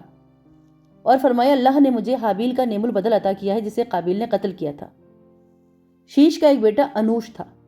تو اہل کتاب کہتے ہیں کہ جب شیش کی ولادت ہوئی تو آدم علیہ السلام کی عمر 130 سال تھی، اور اب اس کے بعد 800 سال تک زندہ رہے۔ تو جب شیش کے ہاں انوش کی ولادت ہوئی تو اس کی عمر 165 سال تھی۔ وہ اس کے بعد 807 سال زندہ رہے۔ اس کے بعد انوش کے علاوہ بھی اور بیٹے بیٹیاں ہوئیں۔ انوش کی عمر 90 سال تھی جب اس کا بیٹا قینان پیدا ہوا۔ وہ اس کے بعد 815 سال زندہ رہا اور اس کے ہاں بیٹے اور بیٹیاں ہوئیں۔ اور جب قینان 70 سال کا تھا تو اس کا بیٹا مہابیل پیدا ہوا، جس کے بعد 840 سال وہ زندہ رہا اور اس کے ہاں بھی بیٹے اور بیٹیاں ہوئے۔ جب مہابیل کی عمر 65 سال ہوئی تو اس کے ہاں یوروپ پیدا ہوا۔ اس کے بعد 800 سال زندہ رہا اور اس کے ہاں اولاد ہوئی۔ اور جب یوروپ کی عمر 160 سال ہوئی 162 سال ہوئی تو اس کا بیٹا خنوخ پیدا ہوا۔ وہ اس کے بعد 800 سال زندہ رہا، اس کے بھی بیٹے بیٹیاں ہوئے۔ جب خنوخ 65 سال کا تھا اس کا بیٹا متلوشخ پیدا ہوا۔ اس کے بعد وہ 800 سال زندہ رہا اور اس کی بھی اولادیں ہوئی۔ جب متلوشلخ کا 187 سال کا ہوا تو اس کے ہاں لامک پیدا ہوا۔ وہ اس کے بعد 782 سال زندہ رہا، اس کے بیٹے اور بیٹیاں بھی تھے۔ جب لامک 182 سال کا تھا تو اس کے ہاں نوح کی ولادت ہوئی، حضرت نوح علیہ السلام۔ تو نوح علیہ السلام کی ولادت کے بعد لامک 590 سال مزید زندہ رہا، اس کے اور بیٹے بیٹیاں بھی ہوئیں۔ جب حضرت نوح علیہ السلام کی عمر 500 سال ہوئی تو ان کے بیٹے حام، سام اور یافس پیدا ہوئے۔ مذکورہ بالا تفصیل بائبل کے بیانات کا خلاصہ ہے۔ ان معلومات کے بارے میں یہ کہنا مشکل ہے کہ یہ آسمان سے نازل کی کردہ وحی سے بغیر تبدیلی کے محفوظ ہیں۔ اکثر علماء اکرام نے ان پر تنقید کی ہے، تو معلوم ہوتا ہے کہ اس اہل کتاب کے بعض علماء نے تفسیر کے طور پہ یہ تفصیلات اصل کتاب میں سے اپنی طرف سے شامل کر دی ہیں۔ اس میں بہت سی غلطیاں جیسے کہ ہم انہیں آئندہ اسی مقام پر ذکر کرتے رہیں گے انشاءاللہ۔ امام ابن حریر نے اپنی تاریخ کی کتاب میں کسی کا یہ قول ذکر کیا ہے کہ آدم علیہ السلام اور حوا علیہ السلام کے ہاں 2 کر کے 40 بچے پیدا ہوئے۔ ایک قول کے مطابق 120 جوڑے پیدا ہوئے۔ ہر بار ایک لڑکا اور ایک لڑکی کی ولادت ہوتی ہے، اس کے بعد انسانوں کی تعداد میں بہت اضافہ ہوا اور وہ زمین پہ بکھر گئے اور دور دور تک آباد ہو گئے، جیسے کہ اللہ تعالیٰ نے فرمایا، لوگوں اپنے پروردگار سے ڈرو جس نے تمہیں ایک شخص سے پیدا کیا یعنی اول، پھر اس سے اس کا جوڑا بنایا، اور پھر ان دونوں سے کثرت سے مرد اور عورت پیدا کر کے روئے زمین پر پھیلا دیا۔ سورہ نساء آیت نمبر 1۔ مورخین فرماتے ہیں کہ آدم علیہ السلام کے فوت ہونے تک ان کی اولاد اور اولاد کی اولاد وغیرہ کی تعداد 4 لاکھ افراد تک پہنچ چکی تھی، واللہ اعلم۔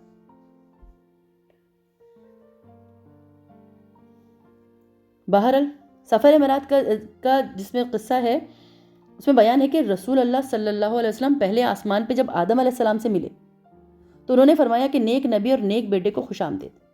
آدم علیہ السلام کے دائیں طرف بھی بہت سے افراد تھے اور بائیں طرف بھی بہت سے افراد تھے۔ جب آپ دائیں طرف دیکھتے تو خوش ہو کے ہنس پڑتے اور بائیں طرف دیکھتے تو رو پڑتے۔ نبی کریم صلی اللہ علیہ وسلم نے فرمایا کہ میں نے جبرائیل سے پوچھا کہ یہ کیا معاملہ ہے؟ انہوں نے فرمایا کہ یہ آدم علیہ السلام ہے اور ان کی اولاد کی روحیں ہیں۔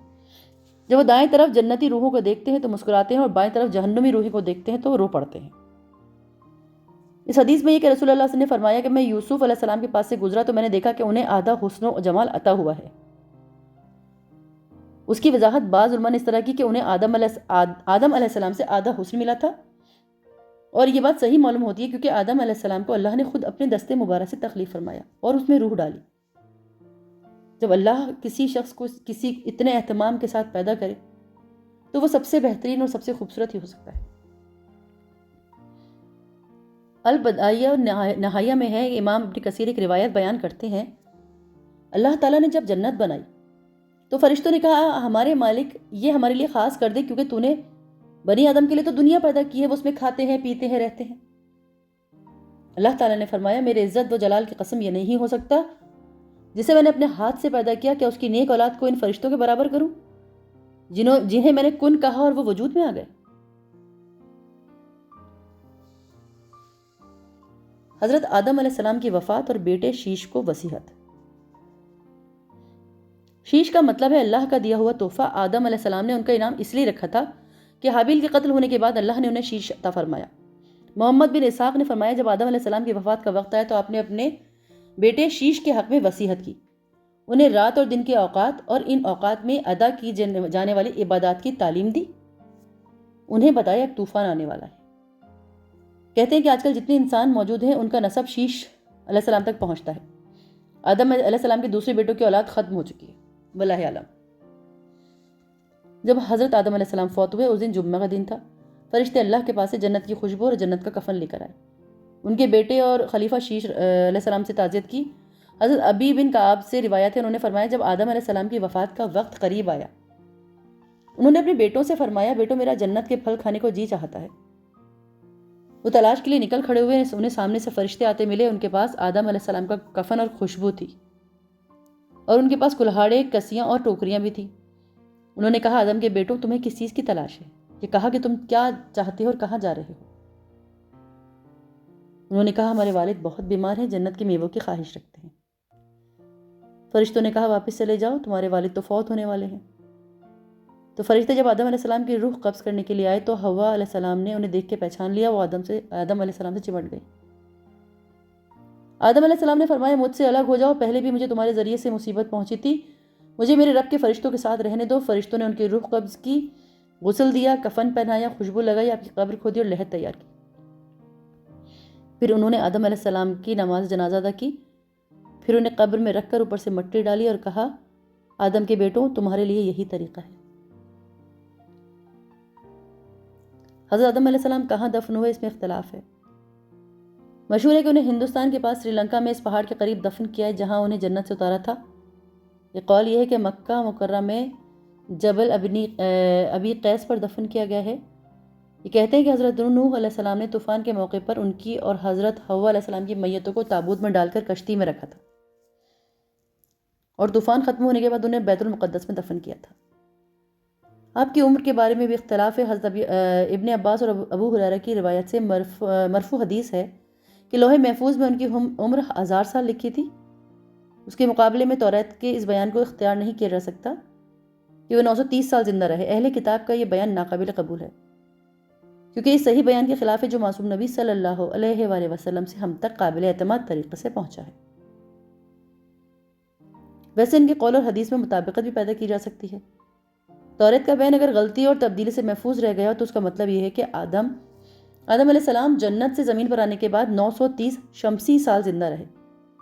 قمری حساب سے یہ مدت 957 سال بنتی ہے۔ اب اس میں 47 سال کی وہ مدت شامل کی جائے جو انہوں نے زمین پہ آنے سے پہلے جنت میں گزاری تھی، تو کل مدت 1000 سال ہو جائے گی۔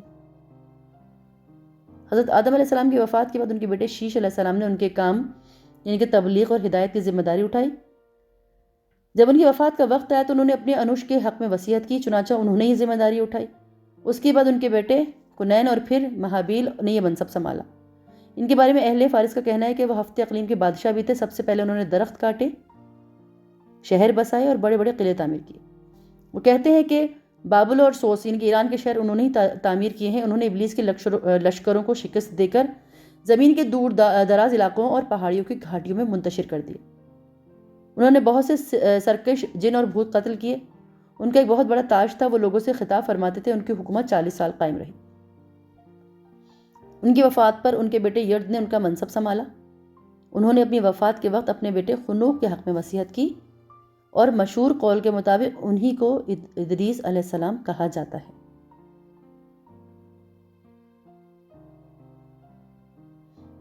نتیجہ اور فوائد، عبرتیں اور حکمتیں، یہ سب سننے کے بعد جو نتیجے فوائد رائٹر نے عکس کیے ہیں، جو بھی اس میں عبرتیں اور حکمتیں انہیں محسوس ہوئی ہیں، وہ انہوں نے لکھی ہیں۔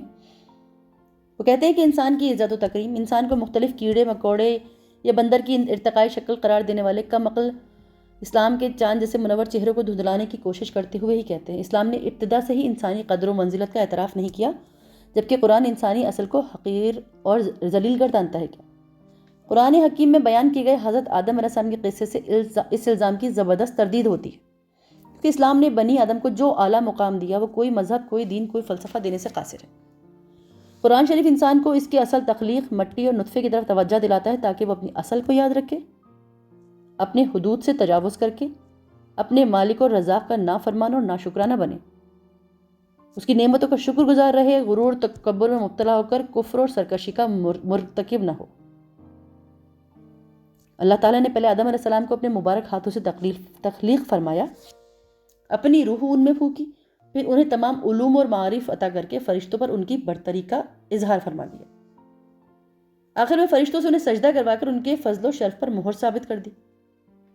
قرآن مجید کے مندرجہ ذیل ارشادات پہ غور کرنے والے کو انسانی شرف بخوبی معلوم ہوتا ہے کہ اور اللہ نے آدم کو تمام نام سکھائے، یا پھر تو جب میں اسے پورا بنا چکوں اور اس میں اپنی روح پھونک دوں تو تم اس کے لیے سجدے میں گر پڑنا۔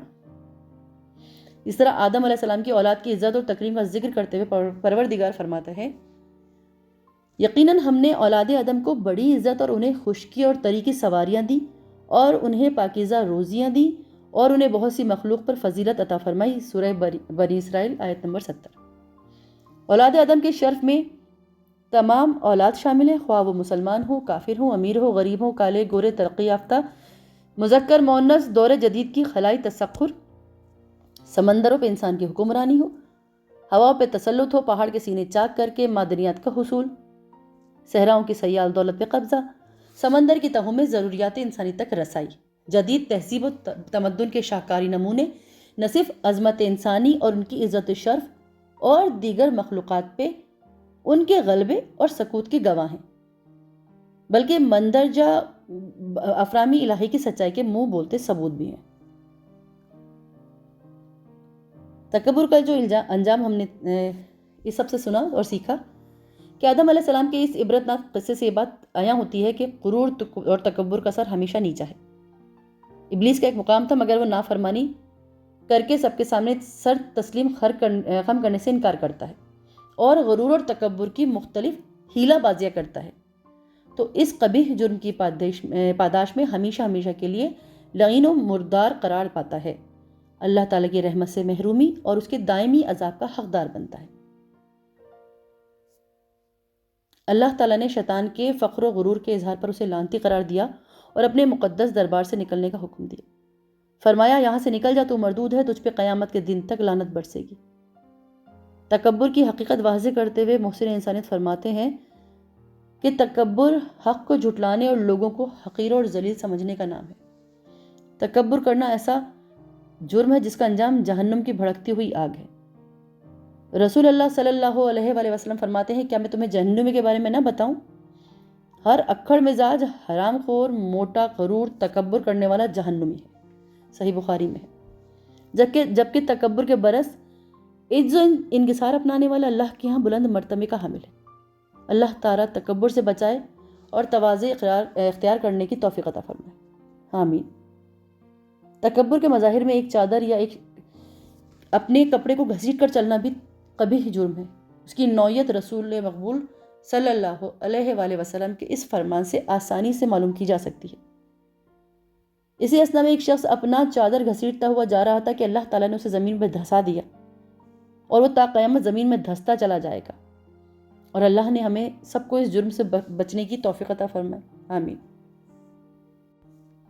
انسان کی روحانی بلندی۔ قرآن مجید میں ارشاد ربی ہے، جب آپ کے رب نے فرشتوں سے فرمایا کہ میں مٹی سے انسان کو پیدا کرنے والا ہوں، سو جب میں اسے ٹھیک ٹھاک کر لوں، اس میں اپنی روح پھونک دوں، تو تم سب اس کے سامنے سجدہ کرنا۔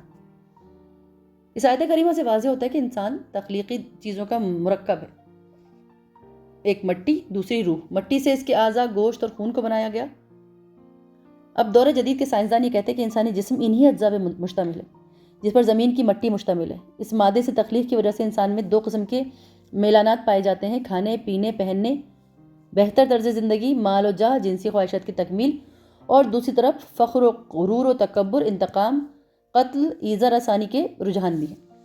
انسانی جسم میں روح اللہ کا وہ راز ہے جو اپنے پروردگار پر ایمان لانے والے، اس کی نعمتوں کا شکر بجا لانے والے اور اس کی طرف رجوع کرنے کی ترغیب دیتا ہے، اور اسے پروردگار کے احکامات کو بجا لانے اور اعلیٰ اخلاقیات جیسے عدل اور احسان، سچائی، دیانتداری اور اخوت کو اپنانے پہ ابھارتا ہے۔ آدم سے پہلے زمینی آباد کاری۔ ماہر ارضیات کرۂ ارض پہ ملنے والی ہڈیوں، کھوپڑیوں اور ڈھانچوں پر تحقیق کرنے کے بعد یہ دعویٰ کرتے ہیں آدم علیہ السلام سے پہلے بھی زمین پر انسان آباد تھے، نیز ان آبادیوں کی تاریخ لاکھوں سال پرانی۔ آئیے اس بارے میں قرآن مجید کی رہنمائی ملاحظہ فرماتے ہیں کہ قرآن مجید حضرت آدم علیہ السلام سے پہلے کس انسان کی طرف اشارہ کرتا ہے۔ اور جب تیرے رب نے فرشتوں سے کہا کہ میں زمین پر خلیفہ بنانے والا ہوں، سورہ بقرہ آیت نمبر 30۔ خلیفۃ اللہ کے بارے میں مفسرین کی دو رائے ہیں۔ ایک رائے کے مطابق آدم علیہ السلام اپنے سے پہلے انسان کے خلیفہ ہیں۔ ان انسانوں میں زمین میں قتل و غارت کا بازار گرم کیا تھا اور فسادات کیے تو یہ لوگ بالآخر مٹ گئے۔ فرشتوں نے خلیفہ سے اس مخلوق کا ان کو جانشین سمجھا۔ انہوں نے یہی اندازہ لایا کہ یہ خلیفہ بھی اپنے پیشوروں کی طرح زمین میں قتل و غارت اور فساد کرے گا، اس لیے انہوں نے عرض کی، کیا ایسے شخص کو پیدا کرے گا جو زمین میں فساد کرے گا اور خون بہائے گا؟ سورہ بقرہ آیت نمبر 30۔ جبکہ دوسری رائے میں انسان اللہ کا خلیفہ ہے، ان کے جو اللہ تعالیٰ کے دیے ہوئے اختیارات کو اس کی احکام کے مطابق استعمال کرتا ہے تاکہ دنیا میں امن اور سکون پیدا ہو۔ مذکورہ دلائل سے واضح ہے کہ جو بات سائنسدان آج ثابت کر رہے ہیں، قرآن مجید نے 1400 سال قبل وہ عقدہ حل کر دیا تھا۔ سبحان اللہ۔ شیطان انسان کا جانی دشمن ہے۔ آدم علیہ السلام کے قصے سے معلوم ہوتا ہے کہ شیطان انسان کا کھلا اور ازلی جانی دشمن ہے۔ اللہ تعالیٰ اس دشمنی کو واضح کرتے ہوئے فرماتا ہے کہ اور شیطانی راہ پہ نہ چلو، وہ تمہارا کھلا دشمن ہے۔ سورہ بقرہ آیت نمبر 168۔ انسان اللہ تعالیٰ کا خلیفہ ہے اور اللہ نے اپنی روح پھونکی ہے، وہ دونوں صفات سے انسان سے اعلیٰ ہے۔ عدل و انصاف بھی ہے اور نیکی بھی ہے اور شر بھی ہے۔ اگر خیر کو اپناتا ہے تو جنت اس کا مقدر ہے، اور اگر شیطانی مکر و فریب کا شکار ہے تو اس کا ٹھکانہ شیطان کے ساتھ جہنم کی گہرائیاں ہوں گی۔ جنت الفردوس سے دیس نکالا۔ جب آدم علیہ السلام کو پیدا کیا، اپنی روح ان میں پھونکی، فرشتوں سے کہا سجدہ کرو، ان کی افضلیت اور برتری کا اظہار فرمایا، پھر رہنے کے لیے جنت الفردوس کا رہائشی بنایا۔ بطور آزمائش ایک درخت سے منع کر کے ساری جنت کا مالک بنایا۔ حسد کی آگ میں جلتے شیطان کو بخشش کانٹے کی طرح چبھ رہی تھی۔ اس نے آدم علیہ السلام کا خیر خواہ بن کے انہیں پروردگار کے حکم سے گمراہ کیا۔ انہوں نے ممنوع پھل کھایا، جنت بری کی تمام نعمتیں چھین لی گئیں، دشمن اپنی چال میں کامیاب ہوا، آدم علیہ السلام شرمندہ اور نادم ہوئے، ان کی توبہ قبول ہوئی، تاہم جنت سے نکل کر زمین پہ بسا دیے گئے۔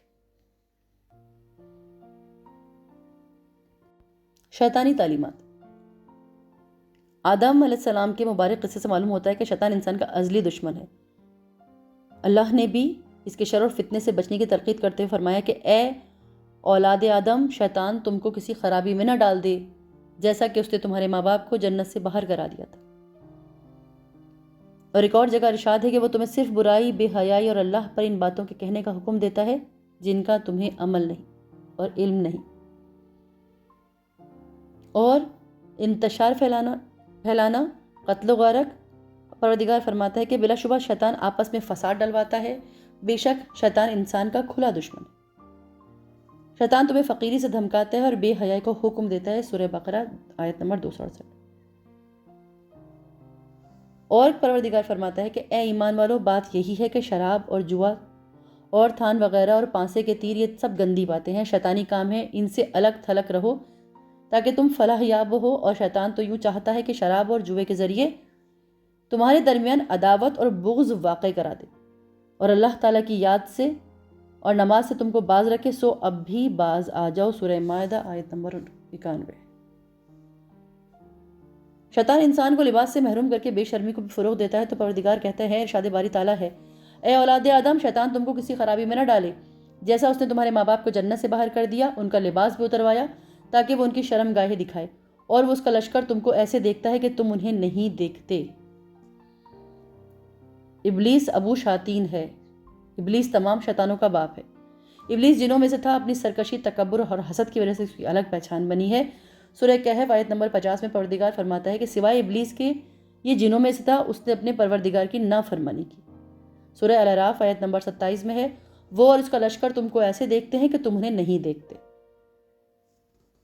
اور ان کی تخلیق کے بارے میں اللہ تعالیٰ فرماتا ہے کہ اور اس سے پہلے جنات کو ہم نے لو والی آگ سے پیدا کیا، جنوں میں نیک بھی ہیں اور بد بھی ہیں۔ نیک جن شریعت کے پابند ہیں اور نیک کاموں میں سبقت لے جانے کی کوشش کرتے ہیں، جبکہ شریر شیطان کے چیلے ہیں۔ ان کے لیے ارشاد ربی ہے کہ اور یہ بے شک بعض تو ہم ہیں نیکوکار اور بعض اس کے برعکس ہیں، ہم مختلف طریقے سے بنے ہوئے ہیں۔ سورہ جن کے اندر آیت نمبر 11۔ اور ایک اور جگہ ارشاد ہے کہ ہاں، ہم میں سے بعض تو مسلمان ہیں اور بعض بے انصاف ہیں، پس جو فرما بردار ہوئے انہوں نے راہ راست کا قصد کیا، اور جو ظالم ہے وہ جہنم کا ایندھن بن گئے۔ انسانیت کا پہلا قتل۔ حابیل آدم علیہ السلام کی اولاد میں نیک فطرت تھا، قابیل کی فطرت خراب تھی، کنجوس بخیل تھا۔ دونوں نے قربانی دی، حابیل کی قربانی قبول ہو گئی، قابل کی مسترد۔ قابل کو بھائی کی یہ منزلت قدر پسند آئی، حسد میں آ کے بھائی کو قتل کیا۔ اس طرح کرۂ ارض پہ پہلا قتل واقع ہوا جو حسد کا نتیجہ تھا۔ قابل انسانیت کا پہلا قاتل اور تا قیامت بے گناہ قتل ہونے والوں کے گناہ میں برابر کا شریک۔ اس لیے معلوم ہوا کہ حسد سے بچنا چاہیے کیونکہ یہ سر چشمہ گناہ ہے۔ توبہ۔ تو جس طرح آدم و حوا شیطانی مکر کا شکار ہوئے، اس طرح ان کی اولاد بھی شیطان کے فریب میں آتی رہتی، لہٰذا انہیں بھی اس مرض کا علاج اس طرح کرنا چاہیے جیسے ان کے والدین نے کیا۔ وہ روتے ہوئے اور گڑ گڑاتے ہوئے اپنے رب کی طرف متوجہ تھے، اے ہمارے رب، ہم نے اپنا بڑا نقصان کیا، اور اگر تمہاری مغفرت نہ کرے گا اور ہم پہ رحم نہ کھائے گا تو باقی ہم نقصان پانے والوں میں سے ہو جائیں گے۔ سورہ الاعراف آیت نمبر 23۔ تو لہٰذا مسلمانوں، اگر شیطان کا وار تجھ پہ کامیاب ہو جائے تو اپنے رب کی نافرمانی کر بیٹھے اور انعام ربانی سے محروم ہو جائے تو تیرے لیے قرب الہی کے حصول، گناہوں کی بخشش، رب کی رضا اور انعامات کے حصول کے لیے توبہ کا دروازہ کھلا ہے۔ تو اپنی زندگی میں کسی بھی وقت اس دروازے سے داخل ہو کر اپنے سیاہ کاریوں کو نیکی میں تبدیل کروا سکتا ہے۔